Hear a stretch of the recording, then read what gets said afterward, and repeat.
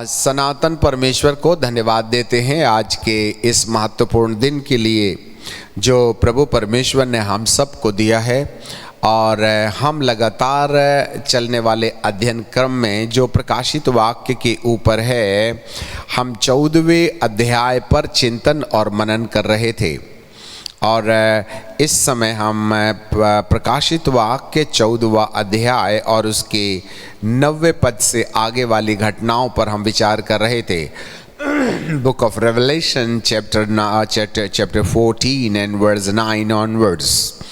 वहाँ इससे पहले कि हम परमेश्वर के वचन को सीखें, दुआ मांगें। आसमानी पिता, हम आपको धन्यवाद देते हैं, आराधना करते हैं, स्तुति और तारीफ करते हैं। प्यारे पिता, हम आपको आदर और सम्मान देते हुए ऊंचा उठाते हैं। और आपने कहा है जो मुझे ऊंचा उठाएगा मैं तुम्हें अपने पास खींच लूँगा। हे प्रभु, आप हमें वहीं ले लीजिएगा जहां आप हैं, और वे बातें जो हमारे समझ से परे हैं उनको हमारे जीवन पर प्रकट कीजिएगा, जिससे कि हम अपने जीवन में अंतिम दिनों के विषय तैयारी कर सकें। प्यारे पिता परमेश्वर, हालेलुया। और आपका गहरा अभिषेक हमारे साथ बातचीत करने पाए। अपने दास की बुद्धि को अपने आत्मा के नियंत्रण में लेकर अपनी मर्जी के अनुसार चलाइए। ऐसी आप कृपा और दया कर लीजिएगा। यीशु नासरी के नाम से मांगते हैं, आमीन।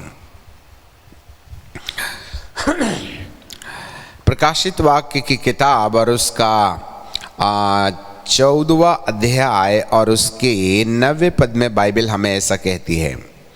फिर इसके बाद एक और स्वर्गदूत बड़े शब्द से यह कहते हुए आया कि जो कोई उस पशु और उसकी मूरत की पूजा करे और अपने माथे पर या अपने हाथ पर उसकी छाप ले, तो वह परमेश्वर के प्रकोप की निरी मदिरा जो उसके क्रोध के कटोरे में डाली गई है पिएगा। और पवित्र स्वर्गदूत के सामने, पवित्र स्वर्गदूतों के सामने और मेमने के सामने आग और गंधक की पीड़ा में पड़ेगा। और उसकी पीड़ा युग युगान युग, उसकी पीड़ा का धुआं युगान युग उठता रहेगा। और जो कोई उस पशु की और मूरत की पूजा करे और जो उसके नाम की छाप ले, उसको रात दिन चैन न मिलेगा।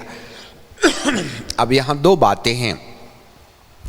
यदि 11वें पद में देखें तो लिखा है, उसकी पीड़ा का धुआं युगान युग उठता रहेगा। और जो पशु अर्थात उस मूरत की पूजा करे और जो उसके नाम की छाप ले, उसको रात दिन चैन न मिलेगा। मृत्यु के पहले और मृत्यु के बाद। मृत्यु के पहले यदि कोई उस पशु की छाप ले, अपने हाथ या माथे पर अपना निशान लगाए, तो उसके जीवन के अंदर बेचैनी का दौर जो शुरू होगा, उसको चैन ना मिलेगा। खाएगा, पिएगा, सोएगा, काम करेगा, धन दौलत, मान मर्यादा, परिवार और जो भी उसकी सुख सुविधाएं हैं उसको दे दी जाएं। वो कभी भी अपने मन में चैन या विश्राम या शांति नहीं पा पाएगा। और ये तो जीते जी होगा, परंतु मर जाने के बाद जब परमेश्वर का न्याय उसके सामने आएगा, तो उसकी पीड़ा, जिसके बारे में लिखा है कि नंबर 1 दूतों के सामने, ठीक है, 10वां पद, तो वह परमेश्वर के प्रकोप की निरी मदिरा। निरी मदिरा मतलब परमेश्वर के न्याय का नशा, निरी मदिरा, और जो उसके क्रोध के कटोरे में डाली गई है पिएगा। पवित्र स्वर्गदूतों के सामने। अब यह स्वर्गदूतों को गवाह है क्यों बनाया जा रहा है? पवित्र स्वर्गदूतों के सामने और मेमने के सामने। मेमना और पवित्र स्वर्गदूत ये दो महत्वपूर्ण गवाह हैं। और आगे लिखा है मेमने के सामने आग और गंधक की पीड़ा। ये आग और गंधक की पीड़ा यह नरक लोक है। इसको बॉटमलेस पिट, अथाह गड़ा, अथाह कुंड, जहाँ पर अमर काल तक मनुष्य की आत्मा को शरीर पहना करके और उन तमाम स्वर्गदूतों को जो गिराए हुए हैं, जिसमें लूसीफर, वही पुराना अजगर, लूसीफर, इबलीस, फिर झूठा भविष्यद्वक्ता और ख्रिस्त विरोधी। जैसे हम पहले भी बता चुके हैं कि लूसीफर की जो इच्छा थी कि मैं परमेश्वर के तुल्य हो जाऊंगा, परमेश्वर के मंदिर में बैठूंगा, इस कारण से वह परमेश्वर की ओरिजिनलिटी से अलग हट करके उसी की डुप्लीकेट कॉपी बना करके शासन करना चाहता है। जैसे पिता और पुत्र और पवित्र आत्मा है, वैसे ही इस दुष्ट ने भी अपने सिस्टम को ओरिजिनलिटी से अलग किया। अजगर, पुराना सांप, इबलीस, शैतान, लाल अजगर, अलग अलग नाम दिए हैं।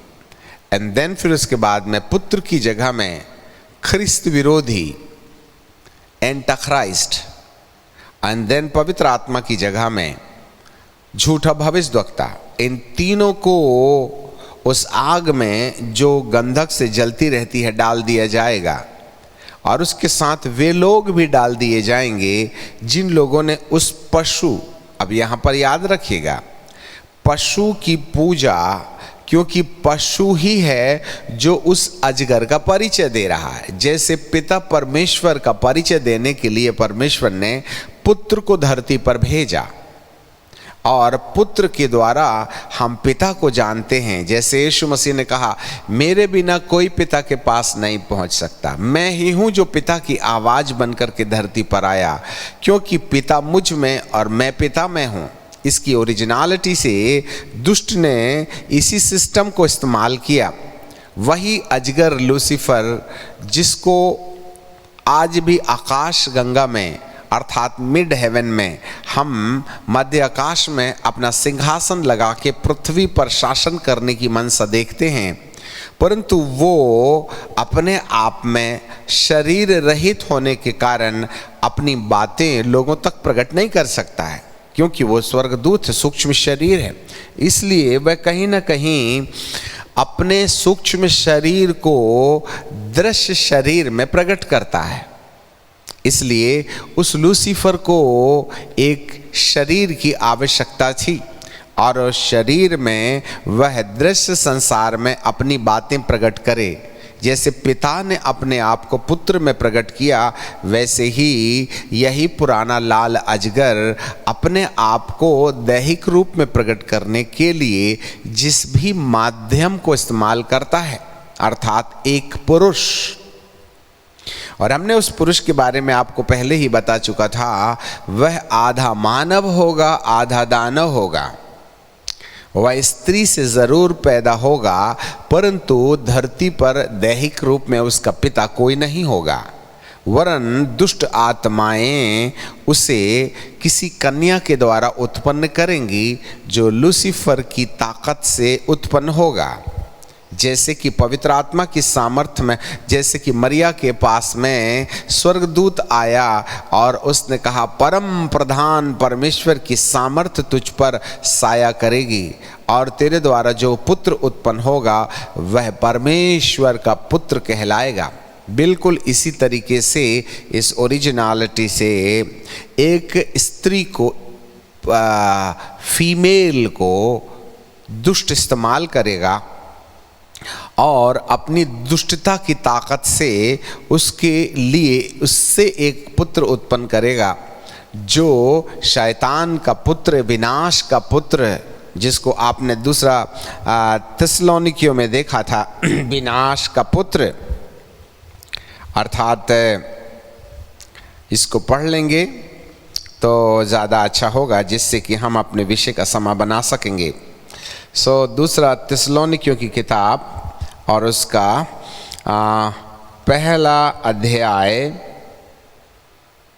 दूसरा अध्याय माफ़ कीजिएगा, और आगे लिखा है तीसरे पद में, इसी रीति से किसी के धोखे में न आना, क्योंकि वह दिन न आएगा जब तक कि धर्म का त्याग न हो ले और वह पाप का पुरुष अर्थात विनाश का पुत्र प्रकट होने से पहले वो पैदा हो चुका होगा। जैसे यीशु मसीह पैदा हो गए, 12 साल में हल्की सी झलकियाँ दिखाई दी, एंड देन फिर उसके बाद में 30 साल तक सब कुछ छुपा हुआ था, और अचानक 30 साल के बाद यीशु मसीह प्रकट हुए और यूहन्ना बपतिस्मा देने वाले के द्वारा प्रकट किए गए। बिल्कुल इसी तरीके से एक बालक पैदा होगा जो कन्या से उत्पन्न होगा। यदि आज की तारीख में सैटेनिक चर्च जो लूसीफर की आराधना करते हैं, उनके गुप्त भावों को देखें तो कन्याएं, लड़कियां नग्न अवस्था में रात 12 बजे से 3 बजे तक शैतान की आराधना करते हुए ये कहती हैं कि मुझे आए लूसीफर गर्भित कर, जिससे कि मैं तेरे लिए पुत्र उत्पन्न करूं। अब हम इसमें डिटेल में नहीं जाएंगे, ये एक गुप्त मामला है। अर्थात अंधकार की सत्ताएं आज भी ख्रिस्त विरोधी तंत्र के हिसाब से सैटेनिक चर्च के अंतर्गत वे लोग अपनी अंगुलियां काट करके एक कटोरे में अपना ही खून इकट्ठा करते हैं, और वे सब लूसीफर के नाम से थोड़ा थोड़ा पी कर के रात भर उसकी आराधना करते हुए ये कहते हैं कि हमें गर्भ धारण दो, जिससे कि हम पवित्र आत्मा के काम को नष्ट करने के लिए तेरे लिए पुत्र उत्पन्न करें। और ये कार्यक्रम लगातार कई वर्षों से चलता चला आ रहा है। ऐसा लगता है कहीं ना कहीं किसी कन्या के द्वारा एक ऐसे पुरुष को, इस बालक को जन्म दिया जाना संभव है, जिससे कि वो विनाश का पुत्र बनकर के धरती पर पैदा होवे, और वह अचानक ठीक 30 वर्ष का होगा और वो अपने आप को प्रकट करेगा, जैसे कि यीशु मसीह ने प्रकट किया। ये जो घटना हम चर्चा कर रहे हैं वह 7 साल के महाक्लेश काल में है, जिसके 3.5 साल शांति के गुजर चुके हैं, और अब 3.5 साल जो विनाश लीला के थे, हम उसके भी अंतिम पड़ाव में आ गए हैं। मतलब 7 इयर्स ट्रिबुलेशन के लास्ट के या बिल्कुल आखिरी के वक्त में हैं, जब परमेश्वर इन 7 सालों के कुछ महीने सप्ताह पहले हर मानव को अपना अनुग्रह दे करके चांस दे रहा था कि वे बच जाएं और इस विनाश के पुत्र के झांसे में, उसके बहकावे में ना आए। इसलिए बार बार परमेश्वर उनको कहीं ना कहीं अनुग्रह दे रहा था या चेतावनी दे रहा था। यही है वह विनाश का पुत्र। और जो कोई उस मूर्त की पूजा करेगा, उस पशु की पूजा करेगा, ये पशु और कोई नहीं है, शैतान का पुत्र है, विनाश का पुत्र है। वो एक व्यक्ति होगा जिसके हाथ में संपूर्ण दुनिया की राजनीति हाथ में आ जाएगी, और वो जो राजा होगा उसके पास में संपूर्ण धरती का धन होगा।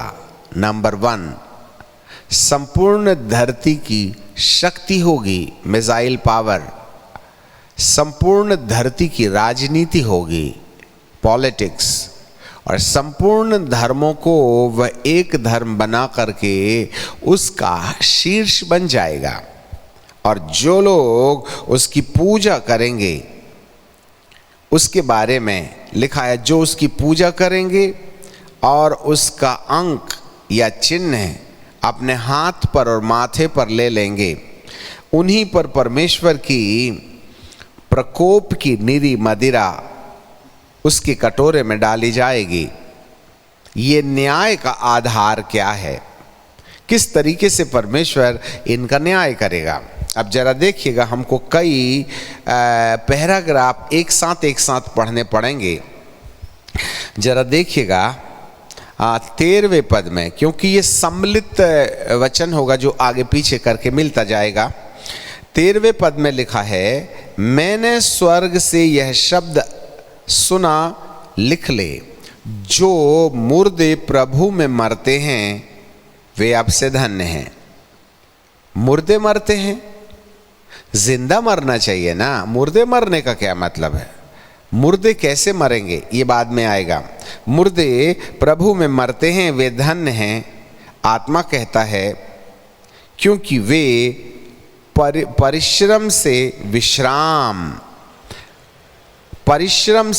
विश्राम पाएंगे और उनके कार्य उनके साथ हो लेते हैं। इसको बाद में लेके आएंगे।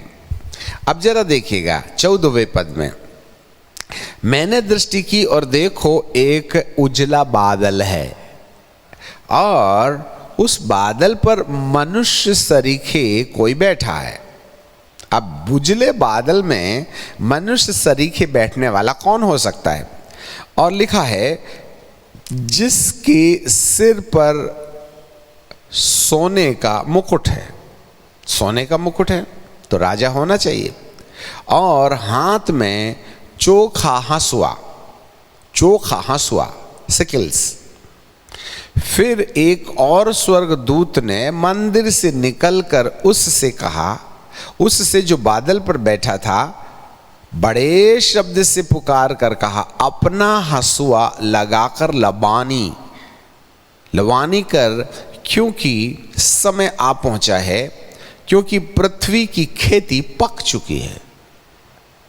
टाइम इज ओवर, पृथ्वी की खेती पक चुकी है। सो जो बादल पर बैठा था उसने पृथ्वी पर हंसुआ लगाया और पृथ्वी की लवानी की। बादल पर बैठे हुए पुरुष ने लवानी की। अब सवाल ये उठता है कि बादल पर बैठा हुआ पुरुष के समान कौन है जिसके सिर में सोने का मुकुट है? अब ये एक बड़ा चिंतन का विषय है। हम ये उपमा किसके साथ दे सकते हैं? देखिएगा कौन होगा ये जो न्याय करेगा। अभी हम चलते हैं यूहन्ना रचित सुसमाचार में और उसके 12वें अध्याय में, book of John chapter 12 and verse 47। यीशु जब इस धरती पर थे ना, तो वे उद्धार का सुसमाचार लेकर के आए थे। 47 में लिखा है, यदि कोई मेरी बातें सुनकर ना माने तो मैं उसे दोषी नहीं ठहराता। मैं न्याय नहीं करूंगा, क्योंकि मैं जगत को दोषी ठहराने के लिए नहीं, परंतु जगत का उद्धार करने के लिए आया हूं।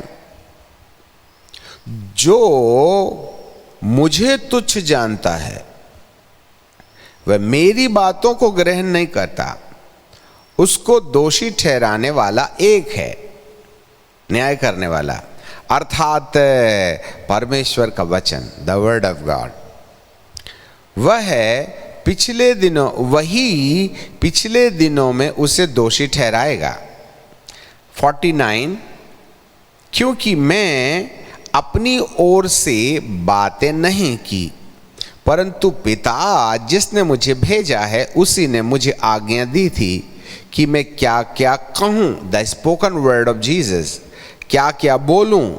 मैं जानता हूँ कि उसकी आज्ञा अनंत जीवन है, इसलिए मैं जो बोलता हूँ वह जैसे पिता ने मुझसे कहा वैसे ही मैं बोलता हूँ। The spoken word of Jesus, the gospel, the word of God, the divine plan of God. और आपको मालूम होवे यहाँ पर श्वेत बादल पर बैठने वाला और कोई नहीं है, वचन परमेश्वर है।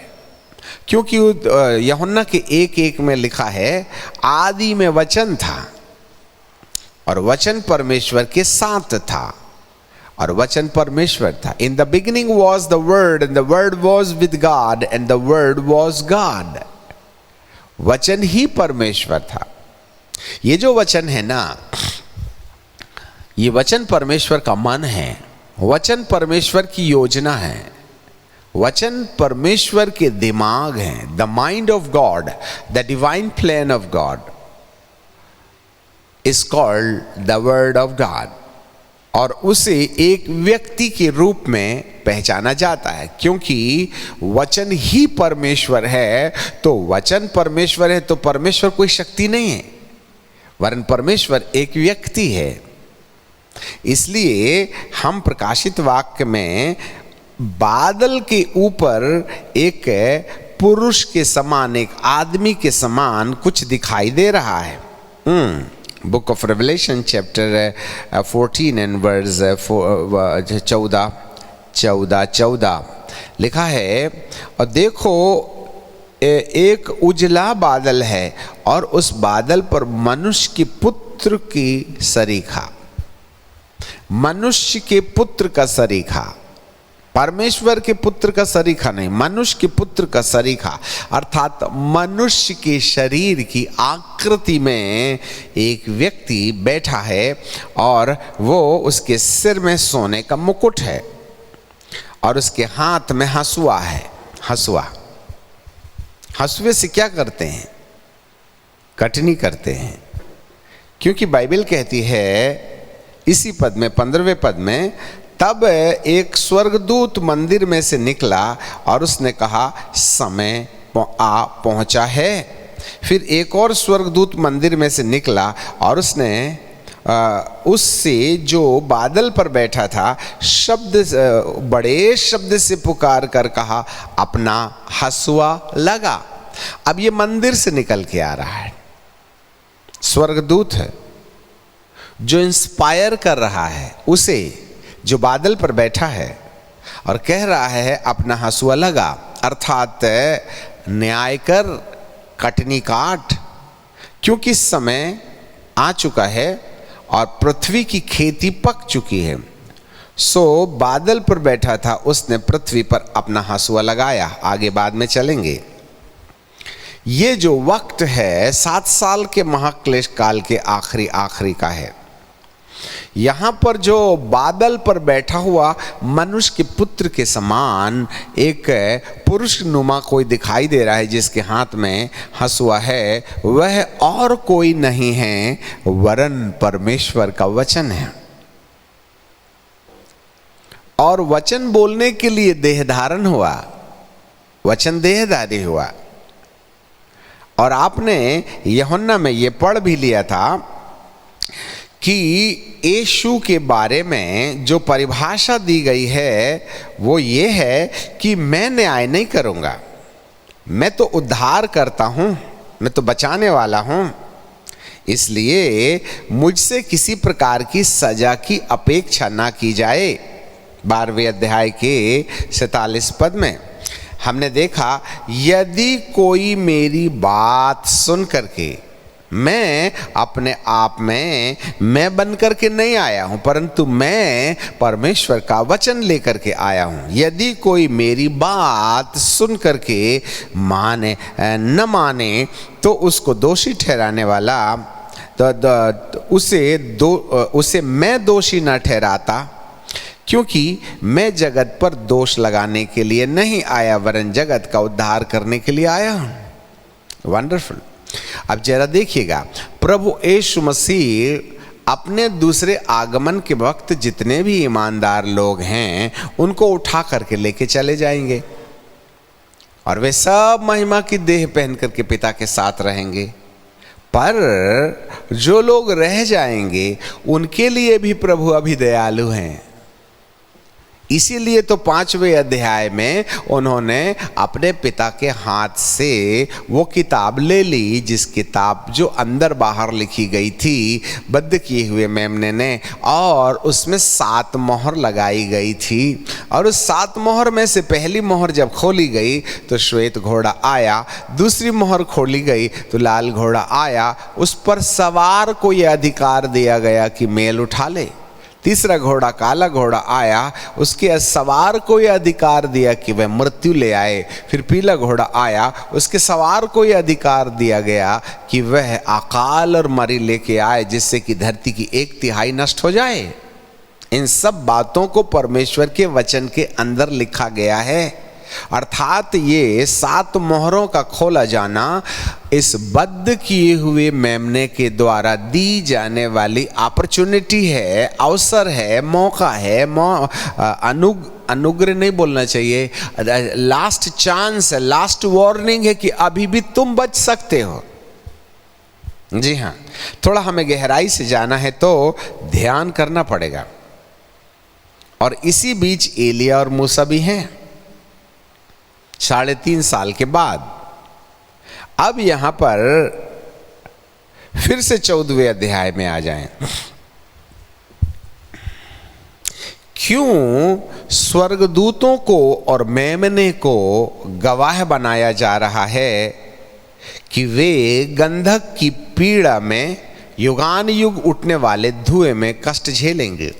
Why the angels and the Son of God is, ये 10वें पद में, तो वह परमेश्वर के प्रकोप की निरी मदिरा जो उसके क्रोध के कटोरे में डाली गई है पिएगा, पवित्र स्वर्गदूतों के सामने और मेमने के सामने आग और गंधक की पीड़ा। अब ये आग और गंधक की पीड़ा में जिन लोगों को भेजा जाएगा उसका आधार क्या है और समय काल कब है और किन कारणों से इन्हें आग और गंधक की झील में डाला जाएगा।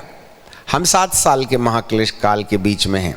वे जो उठा लिए गए वो तो उठा लिए गए, परंतु जो है ना उनमें से कौन कौन होंगे जो बादल पर बैठे मनुष्य के पुत्र सरीखे व्यक्ति के द्वारा हंसुए से लबानी किए जाएंगे विनाश लीला के लिए, उस आग और गंधक में डाले जाने के लिए कौन तैयार किए जाएंगे। आपको जानकारी मिले कि ये 2 जो गवाह हैं वे परमेश्वर के वचन को बराबर लगातार लाते रहे हैं। उसी से इजराइलियों का अर्थात 1,44,000 लोगों का उद्धार हुआ था और स्त्री जंगल में भाग गई थी। वे यहाँ हैं और ऐसी जानकारी मिलती है या ऐसा प्रकाश मिलता है कि इन्हीं दोनों भविष्यद्वक्ताओं की भविष्यवाणी के आधार पर इन स्वर्गदूतों का आना जाना दिखाई दे रहा है। और जो जो घटनाएं यहाँ घट रही हैं वे एलिया और मूसा की भविष्यवाणी के बाद ही घट रही हैं। जी हाँ, भले ही दर्शन जो है यूहन्ना देख रहा है। अब 6वें पद में लिखा है, मैंने एक स्वर्गदूत को आकाश, book of Revelation chapter 14 and verse 6 है, मैंने एक और स्वर्गदूत को आकाश के बीच में उड़ते हुए देखा जिसके पास पृथ्वी के सब रहने वालों की हर एक जाति और कुल और भाषा और लोगों को सुनाने के लिए एक सनातन सुसमाचार था। संपूर्ण धरती के लोगों के लिए इस स्वर्गदूत के पास में एक सनातन सुसमाचार था। अब स्वर्गदूत समाचार सुना रहा है। क्यों?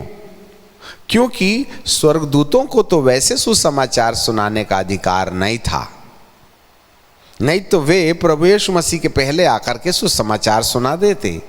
संदेश जरूर ला सकते हैं, संदेश का लाया जाना परमेश्वर के निर्देश के अनुसार होता है, परंतु सुसमाचार का सुनाया जाना उद्धार का रास्ता होता है। तो स्वर्गदूतों को उद्धार के लिए इस्तेमाल नहीं किया गया, इसलिए वचन जो है या तो मूसा के द्वारा आया है या यीशु मसीह के द्वारा आया है। पर यीशु मसीह की सेवा यहाँ समाप्त हुई। जब यीशु मसीह अपने दूसरे आगमन में कलीसिया को उठा के ले जाते हैं, तब 7 साल के महाक्लेश काल में प्रीचिंग का काम प्रभु का नहीं रह गया, क्योंकि उन्होंने धरती पर सुसमाचार ऑलरेडी बाइबल के अंदर दे रखे हैं। इसलिए अब कोई बाइबल प्रचार करने का चांस प्रभु यीशु मसीह के पास नहीं है। परंतु जो बातें प्रभु बोल गए ना, जिसको बाइबल में संकलित कर दिया गया है, वो तो आपके हाथ में है। उठाए जाने के पहले भी धरती पर होगा और 7 साल के महाक्लेश काल में भी बाइबल की प्रतियां धरती पर होंगी।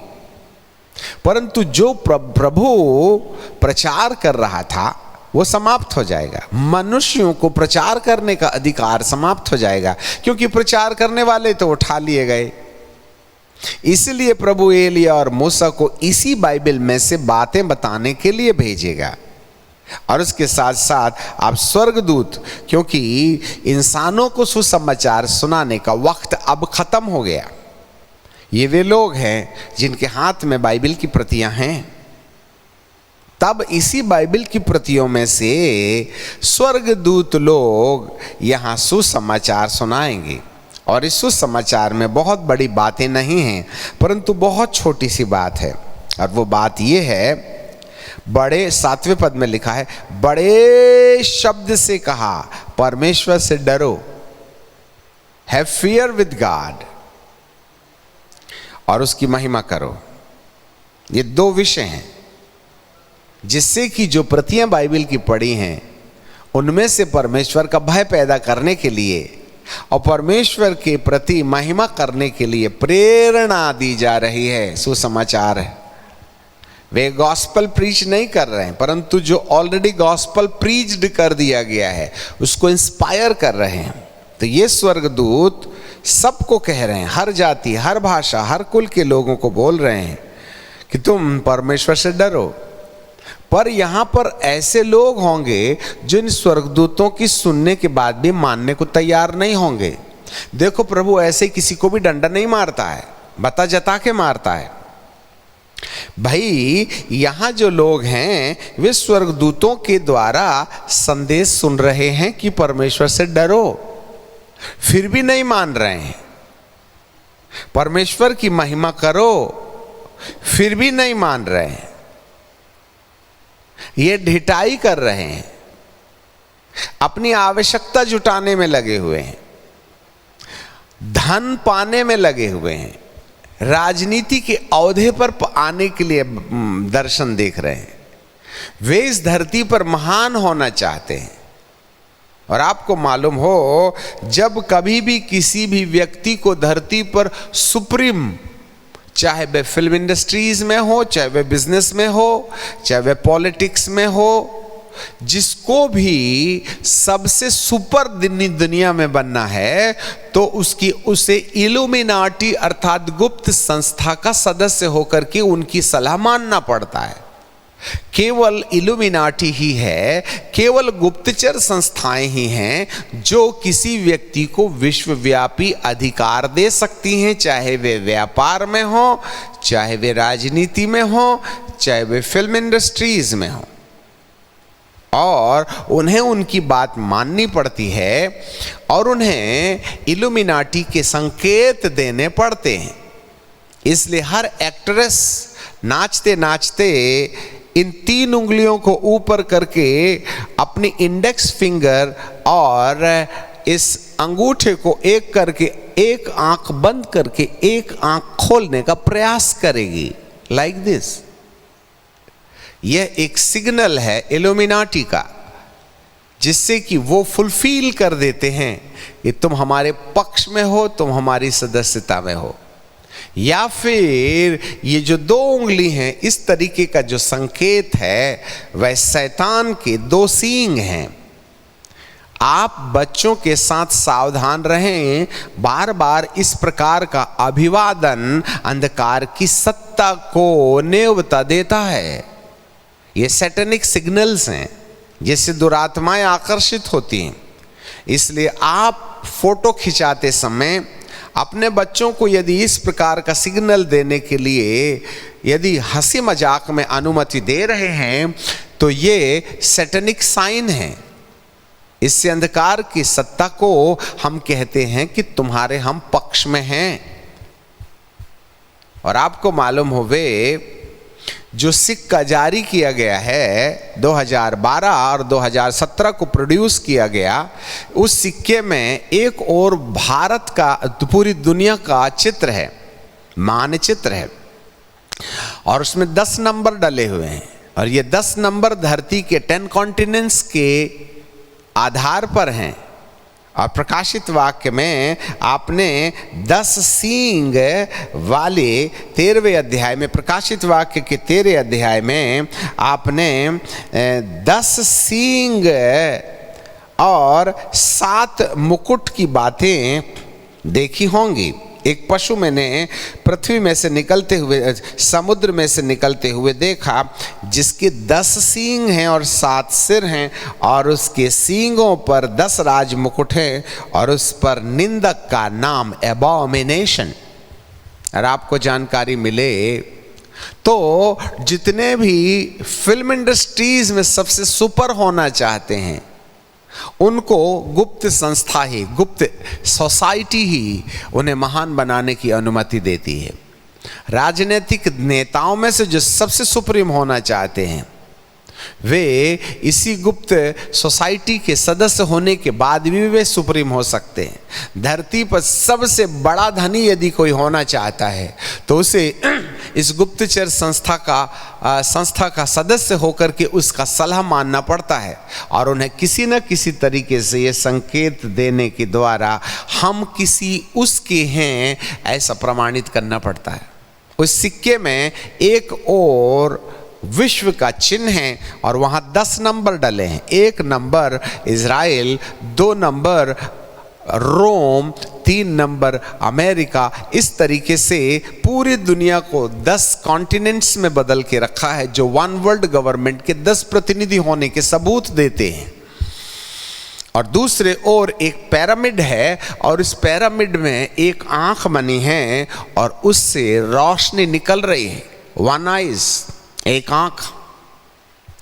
ये एक ही आंख है, और ये एक आंख जो है सैटेनिक साइन है, जो डॉलर में भी देखा जाता है। और पिरामिड अर्थात तिकोने के बीच में एक आंख का होना और उससे निकलना, इसलिए नाचते नाचते जितने भी सुपर डांसर हैं वो एक बार 6-6-6 उंगलियों को गोल करके आंख अंदर डाल करके कहेंगे, या फिर एक मिनट,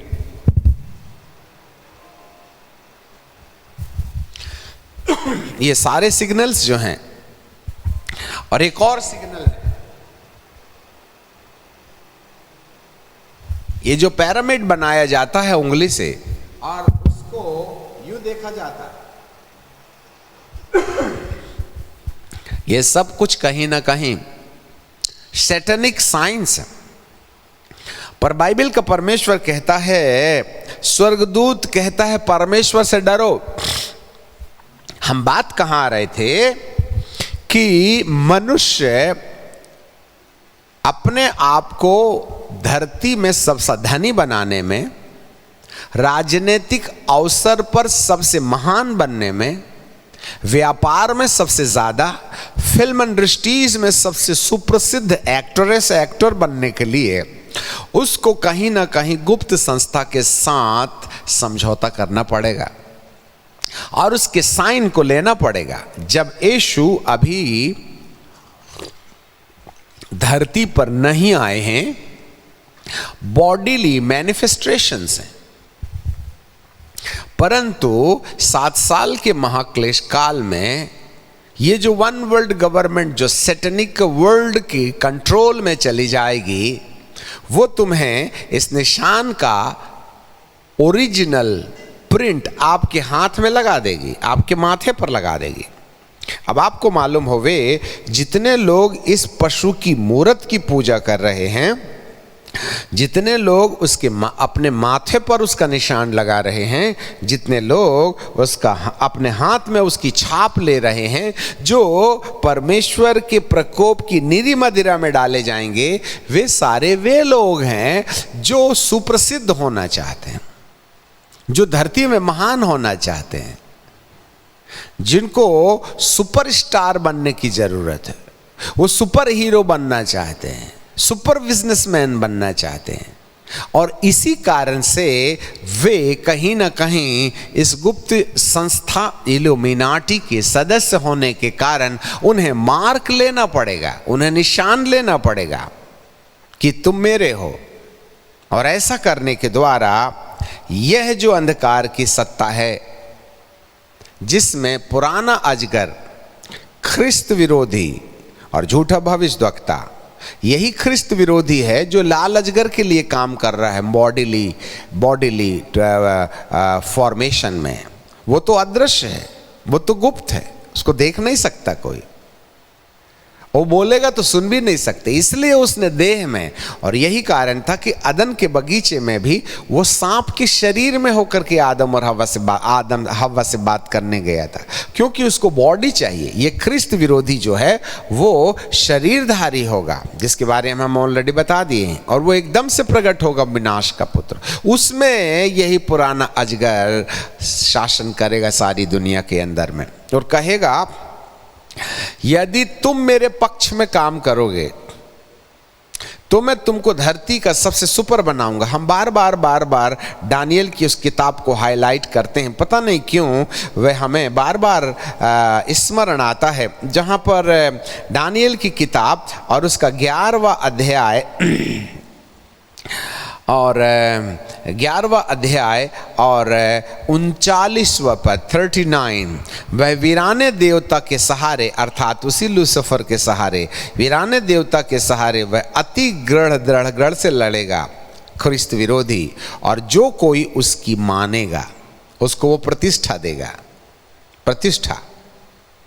और जो प्रतिष्ठा के भूखे होंगे, बिलाम भी प्रतिष्ठा का भूखा था।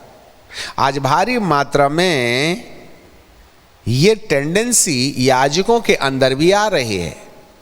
भारी मात्रा में याजक अपने आप को महान बनाने की कल्पना में ऐसी रीतियों का इस्तेमाल कर रहे हैं जो परमेश्वर के वचन के खिलाफ है। ये प्रतिष्ठा भयानक चीज है।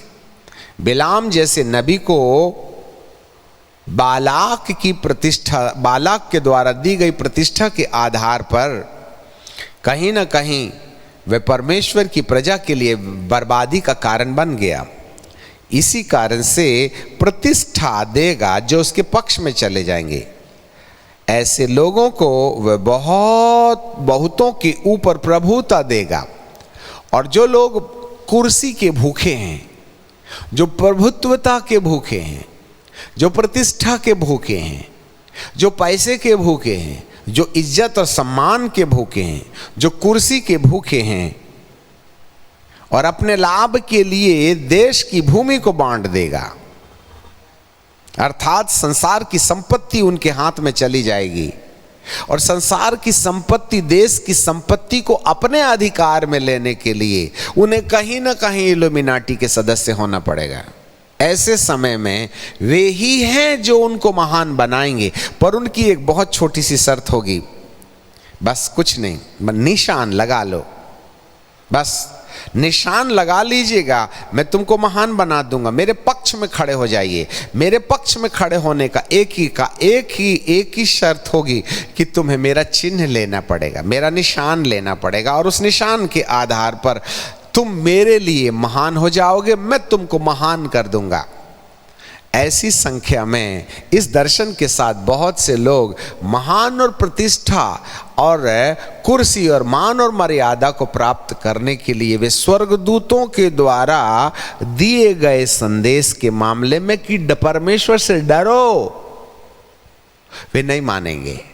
परमेश्वर की महिमा करो, वे उसकी महिमा करने के बजाय अपने लिए महिमा बटोरने लगेंगे।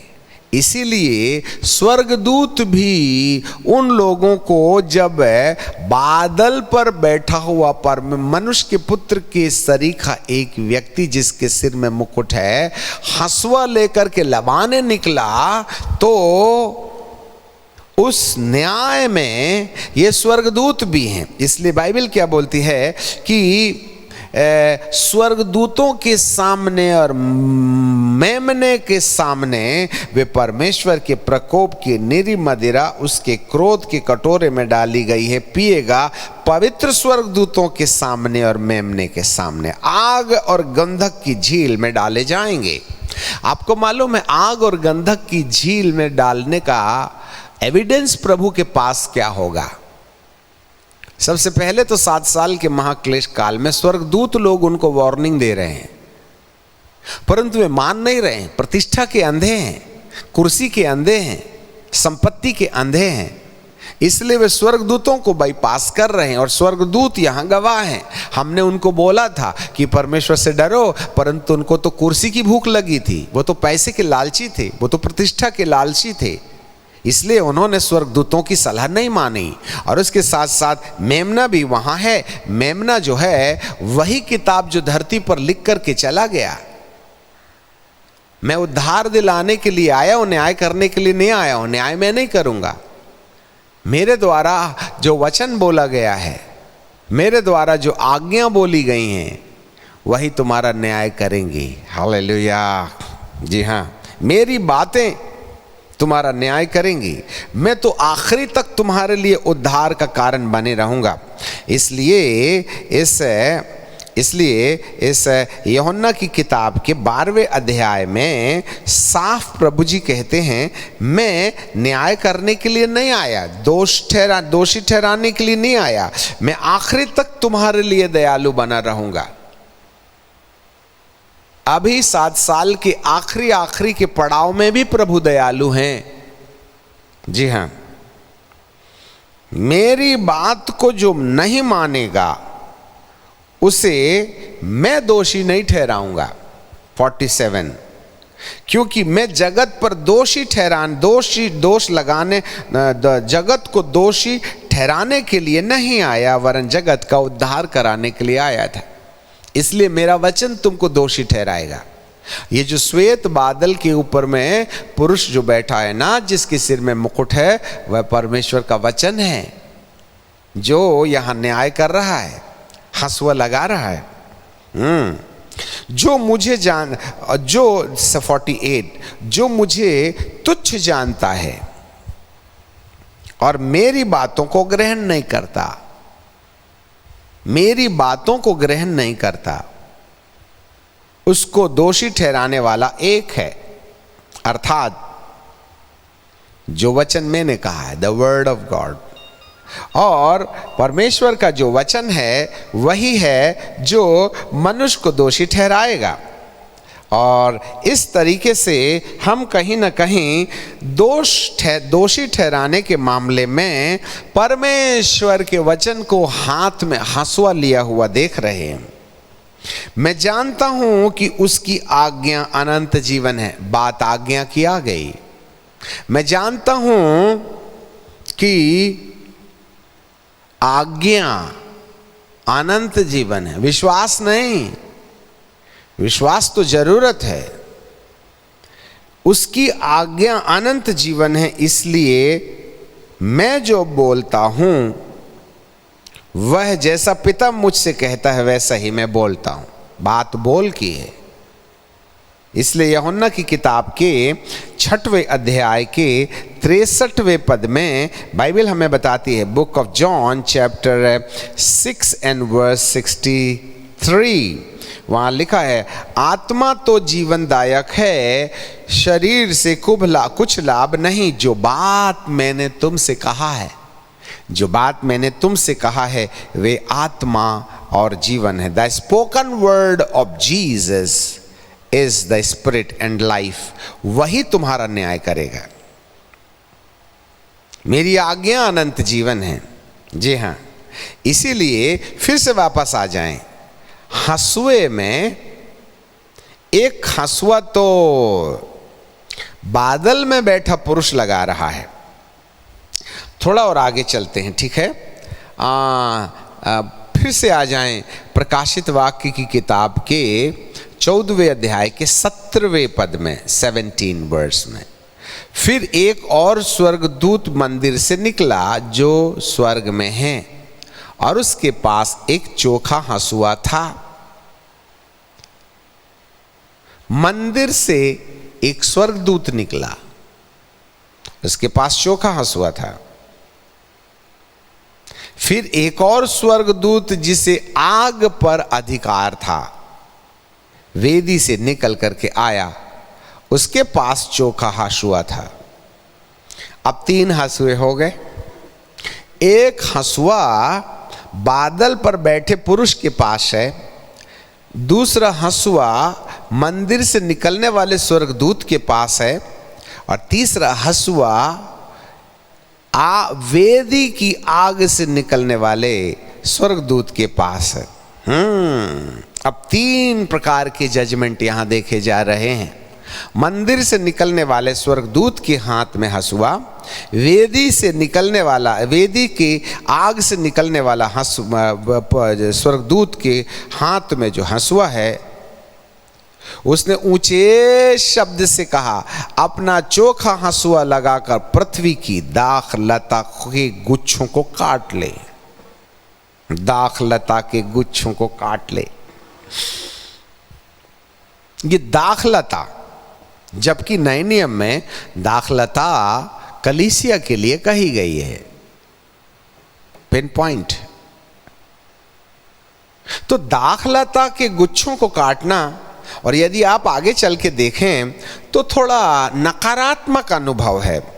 और उस स्वर्गदूत ने पृथ्वी पर हंसुआ डाला और पृथ्वी की दाखलता का फल काटकर अपने परमेश्वर के प्रकोप के बड़े रसकुंड में डाल दिया, और नगर के बाहर उस रस के कुंड में दाख रौंदे गए, और दाख के कुंड से इतना लहू निकला, न्याय विनाश, इतना लहू निकला कि घोड़े की लगाम तक पहुंच गया और 200 कोस तक बह गया।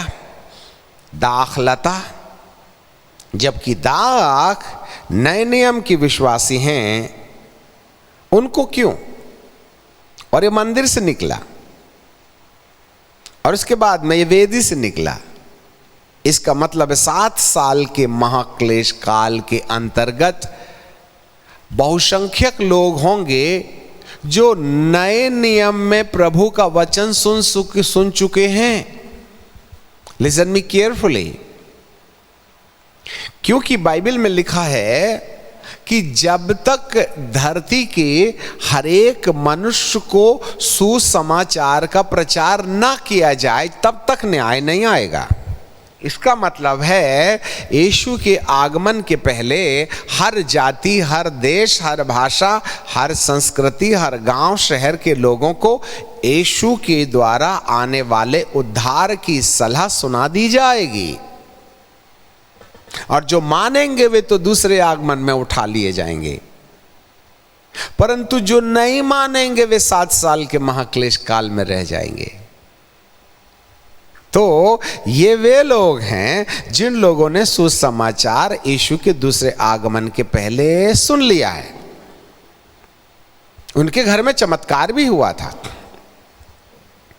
उन्होंने चंगाई भी पाई थी, उनके घर का भूत भी निकला था, उन लोगों ने बपतिस्मा भी लिया था।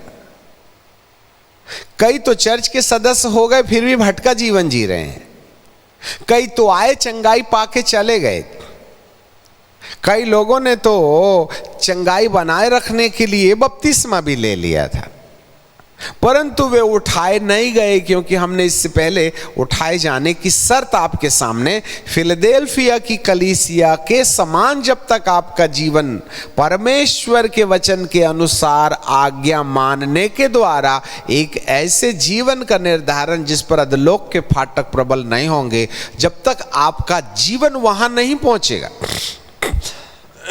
फिर वापस आ जाएं 14वें अध्याय में 12वें पद में देखिए क्या लिखा है। प्रकाशित वाक्य 14:12,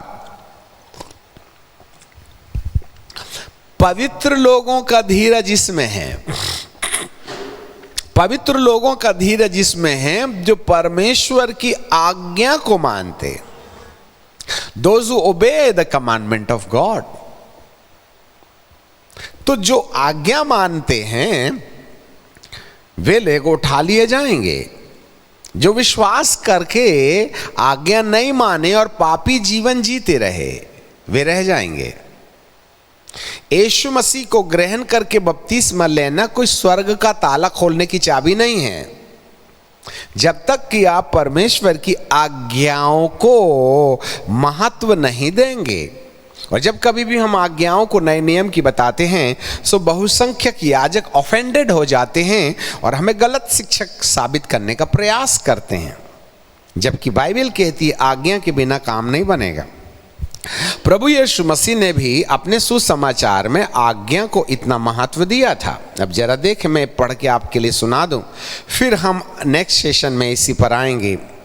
यदि आप इब्रानी की किताब और उसके 5वें अध्याय में आ जाए, book of Hebrew chapter 5 and verse 7, जब यीशु शरीर में थे तो वे संदेश दे रहे हैं, उसने अपने देह में रहने के दिनों में नंबर 1 ऊंचे शब्द से, नंबर 2 पुकार पुकार करके, नंबर 3 आंसू बहा बहा करके, नंबर 4 मृत्यु से बचाने वाले से प्रार्थनाएं, नंबर 5 विनती की, और नंबर 6 भक्ति की, और भक्ति के कारण उसकी सुनी गई।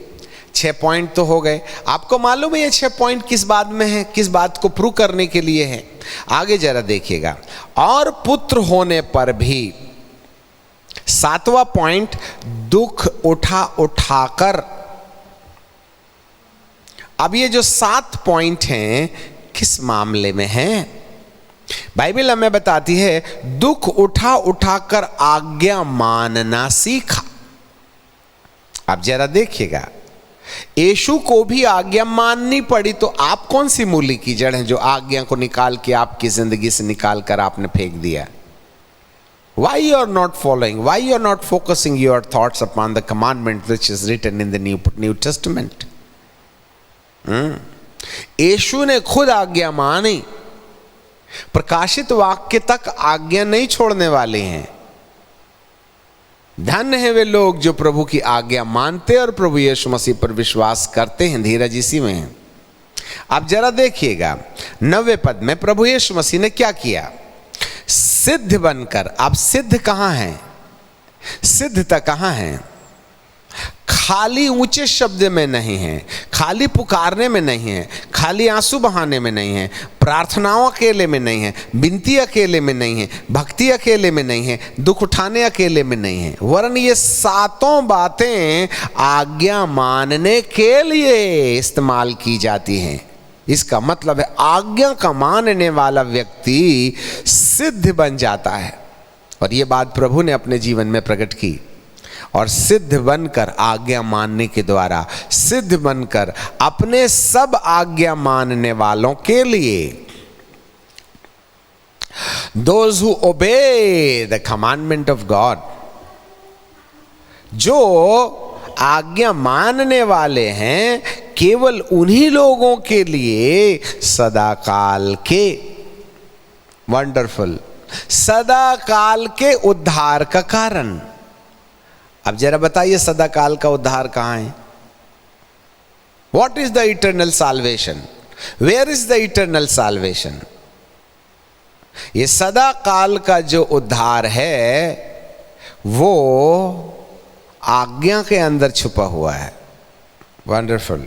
सदाकाल का उद्धार उनको मिलेगा, सदाकाल का उद्धार उनको मिलेगा जो यीशु के समान आज्ञा मानने वाले हैं। If someone is expecting the eternal life, they must has to obey the commandment of God. पर आज के प्रचारक तो कमांडमेंट की बात ही नहीं करते हैं। They are not talking about the commandment. वे परमेश्वर की बातों पर विचार नहीं करते, और यही एक सबसे बड़ी समस्या है। जी हाँ, हम फिर वापस आ जाएं। 7 साल के महाक्लेश काल के आखिरी पड़ाव में भी 12वें पद में लिखा है पवित्र लोग। इसका मतलब 7 साल के महाक्लेश काल में पवित्र लोग भी होंगे। धीरज के साथ जो बाइबल की प्रति धरती पर छोड़ गए हैं, उसको एलिया और मूसा आज्ञा की पालन के बारे में प्रेरणा देंगे। और परमेश्वर आज्ञा मानने वालों को धन्य कहता है। जी हां, अब जरा देखिएगा 13वें पद में लिखा है जो मुर्दे प्रभु में मरते हैं। अब मुर्दा प्रभु में मरा तो समझ में नहीं आया, जिंदा मरता ना कि मुर्दा कैसे मरेगा। जो मुर्दे प्रभु में मरते हैं वे अब से धन्य हैं। तो जीते जी इंसान को मरना है। कैसे मरिएगा? जहर खा के मत मरिए, नहीं तो परमानेंट मर जाइएगा। जीते जी मरने का मतलब है जो जो बातें प्रभु ने कही है, जिसको आज मैं नहीं दोषी ठहराता, मेरी आज्ञाएं दोषी ठहराती हैं। आपने ऑलरेडी यूहन्ना के 12वें अध्याय में पढ़ लिया है कि मैं तुमको दोषी नहीं ठहराता, जो आज्ञा मैंने तुम्हें दी है वो दोषी ठहराएंगे। यही है श्वेत बादल के ऊपर में बैठा हुआ हाशिया लेके। हाँ, जो आज्ञा को मानते हैं वे जीते जी मर जाते हैं। और आपको मालूम हो परमेश्वर की सारी आज्ञा हमको जीते जी मार डालने के लिए है, शरीर में नहीं। जीते जी मर जाइएगा। दोष मत लगाओ, इसका मतलब गाल में थप्पड़ खाओ दूसरा भी फेर दो, मतलब कुर्ता मांगे दोहरा दे दो, मतलब 1 किलोमीटर बेगार में ले जाए तो 2 किलोमीटर चले जाओ का मतलब, 10वां हिस्सा मेरे पास ले आओ का मतलब, गए ना 10,000 में से 1,000। जीते जी मर जाइए, लालच का गला घोंट दो 10वां हिस्सा दे करके। कुर्ता मांगे तो दोहरा भी दे देना, 1 किलोमीटर बेगार में जाए, अपना समय बर्बाद करो, मर गए ना जीते जी। यदि तेरा भाई नाराज है तो उससे जाके मिल। अब छोटा बड़े से मिलता है कि बड़ा छोटे से? छोटा बड़े से न मिलेगा। इसका मतलब जो नाराज है, जिसने हमारा अपमान करके हमसे नाराजगी ले ली है, हम छोटे बन के जाएं और उसके साथ में मेल मुलाकात कर लें, गई ना तुम्हारी इज्जत। आज्ञाएं इंसान को जीते जी मार डालती हैं। इसलिए पौलुस कहता है अब मैं जीवित नहीं रहा, मैं मसीह के संग क्रूस पर चढ़ा दिया गया। अब जो जीवित हूं उस विश्वास के कारण जीवित हूं जो मसीह यीशु ने मेरे लिए प्राण देकर के खरीदा ना, उस विश्वास अर्थात आज्ञा के पालन करने के द्वारा मैं जीते जी मर जाना चाहता हूं। ऐसे बोलो जैसे परमेश्वर का वचन बोलते हो। हम तो आग लगाने वाली बातें बोलते हैं। How many of you are speaking like Christ? और लिखा है जो व्यक्ति अपने आप को धर्मी समझे वह अपनी जीभ में ताला मार दे। हमको तो बकर बकर करने की आदत है। एक बात किसी को बोल दीजिएगा, 1.5 घंटा भजन सुनाता है वो। आज किसी याजक को छिनकार मार दीजिएगा, वह दुनिया का सब कुछ छोड़ करके उसी के पीछे लगा रहेगा। जब तक नेस नाबूद नहीं कर दूंगा, मैं प्रूव कर दूंगा कि मेरी लाइन बड़ी है और तुम छोटे हो। ताला क्यों नहीं मार देते हो? आपको मालूम है मंदिर से निकलने वाले स्वर्गदूत भी हंसिया लेके खड़े हैं और वेदी से निकलने वाले स्वर्गदूत भी हंसिया लेके खड़े हैं। और यहाँ पर श्वेत बादल के ऊपर एक और पुरुष जो भी हंसिया लेकर के खड़ा हुआ है। 3 जजमेंट्स। अब हमारे पास वक्त नहीं होने के कारण इसको अगले एपिसोड के लिए हम छोड़ देना चाहते हैं। आप लगातार बने रहिए कि ये 3 हंसुए किसका किसका कैसे कैसे न्याय करेंगे और कौन आग की उस धुएं में गंधक की आग में डाला जाएगा जिससे धुआं युगान युग उठता रहेगा। इसका आज संदेश हमारा कंप्लीट नहीं हुआ है, वरन आगे समय में हम इसको और भी ज़्यादा स्पष्ट करेंगे। हम फिर यहीं लौट करके आएंगे, दुआ मांगे। सनातन परमेश्वर, हम आपको धन्यवाद देते हैं आपने हमें यह अनुग्रह दिया। आज ये 3 हंसुए हमारे सामने रखे हुए हैं और स्वर्गदूतों और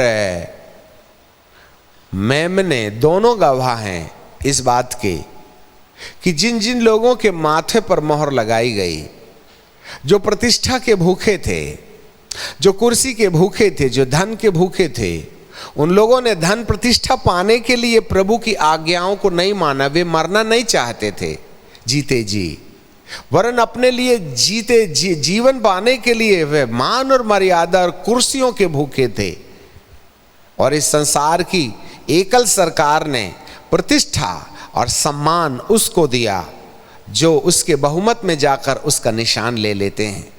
आज कितने लोग हैं प्यारे पिताजी जो संसार के अंदर कहीं ना कहीं इस संसार की प्रतिष्ठा के भूखे हैं, इस संसार की दौलत के भूखे हैं, इस संसार के अधिकार के भूखे हैं। उन्हें अपनी संस्था का प्रेसिडेंट बनना अच्छा लगता है।